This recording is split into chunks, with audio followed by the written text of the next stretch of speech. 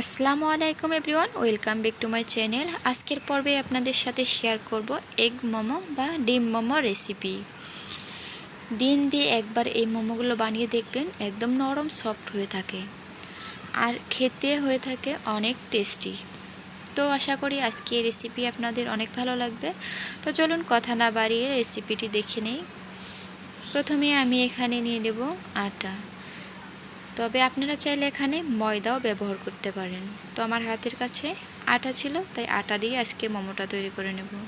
তো দিয়ে দিলাম স্বাদ অনুযায়ী লবণ আর দিয়ে দিলাম তেল সামান্য একটু। এই পর্যায়ে আমি সামান্য একটু করে পানি নিয়ে নেব আর একটা নরম সফট একটা ডো তৈরি করে নেব।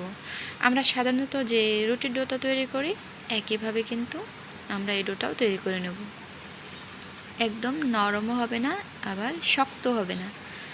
তো এখানে আমি পানিটা একটু বেশি দিয়ে ফেলেছিলাম, তার জন্য কিন্তু আমি সামান্য একটু আটা দিয়ে আবারও এটা ডো তৈরি করে নেব। তো ডোটা আমি তৈরি করে নিয়েছি। এই পর্যায়ে আমি আবারও সামান্য একটু তেল দিয়ে ডোটার উপর দিয়ে মেখে নেব। তো এটা আমি মেখে নিয়েছি, এটা এক সাইডে রেখে দেব। এদিকে চুলাটা অন করে ছোট্ট একটা কড়াই বসিয়ে দিয়েছি। কড়াইয়ে দিয়ে দিচ্ছি পরিমাণ মতো তেল আর সামান্য একটু লবণ। এদিকে আমি 2টা ডিম ভেঙে নিয়েছি আর ডিমটা দিয়ে দেব। ডিমটা দিয়ে একটু নাড়াচাড়া করে আমি এটা ভেজে নেব।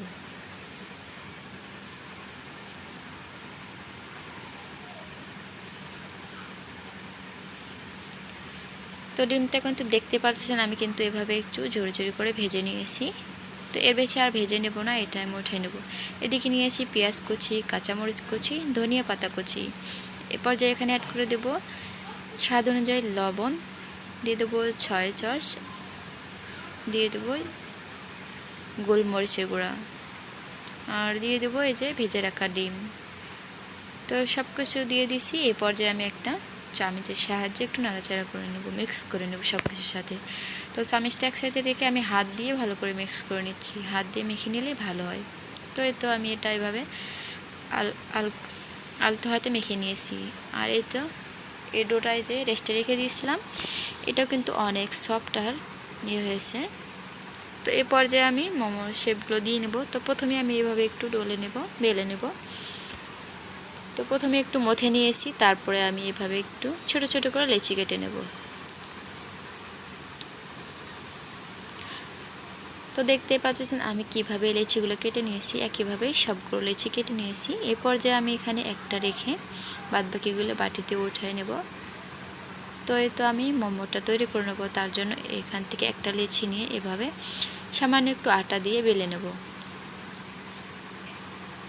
এটা যতটা পাতলা করতে পারেন আপনারা ততই কিন্তু ভালো হয়। আমি কিন্তু একদম পাতলা করে বেলে নিব। তো এটা আমি বেলে নিয়েছি। যে এ পর্যায়ে যে ডিমের এই পুরগুলো দিয়ে দিব।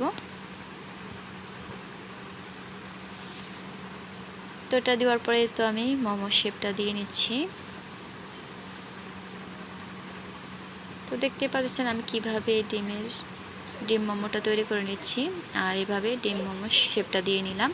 তবে এগুলো বানাতে আমি কিন্তু তেমন একটা এক্সপার্ট না। আমি কিন্তু আজকে প্রথমে এই মোমোটা তৈরি করে নিচ্ছি, তাও আবার আমার মেয়ের জন্য, মেয়ে খাবে বলে ভাবলাম আপনাদের সাথেও শেয়ার করি। তো আমি কিন্তু চেষ্টা করেছি যতটুকু যে ভালো করে তৈরি করার জন্য। তো দেখতে পাচ্ছেন আমি কিন্তু আরেকটা আপনাদেরকে তৈরি করে দেখিয়ে দিচ্ছি।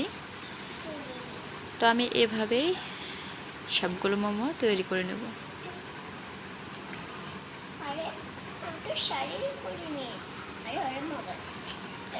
তো দেখতে পাচ্ছেন মোমোগুলো তৈরি করে নিয়েছি। আর এই মোমোগুলো আমি কিন্তু স্টামার ছাড়াই ভাপ দিয়ে নেব। তার জন্য প্রথমেই আমি এখানে চুলাটা অন করে একটা কড়াইয়ে দিয়ে দিছি পরিমাণ মতো পানি।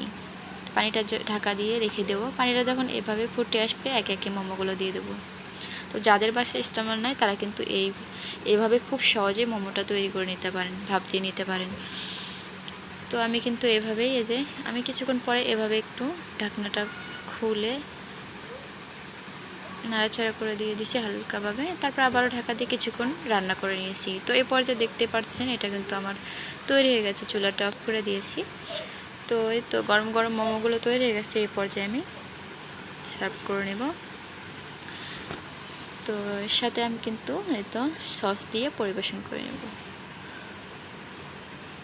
আর এই মোমোগুলো গরম গরম খেতে অসম্ভব মজাদার হয়ে থাকে। অবশ্যই চেষ্টা করবেন এইভাবে একবার বানিয়ে খেতে। তো আজকের রেসিপিটি এ পর্যন্তই। আজকের রেসিপিটি কেমন লাগলো, ভালো লাগলে অবশ্যই লাইক কমেন্ট শেয়ার করবেন। সবাই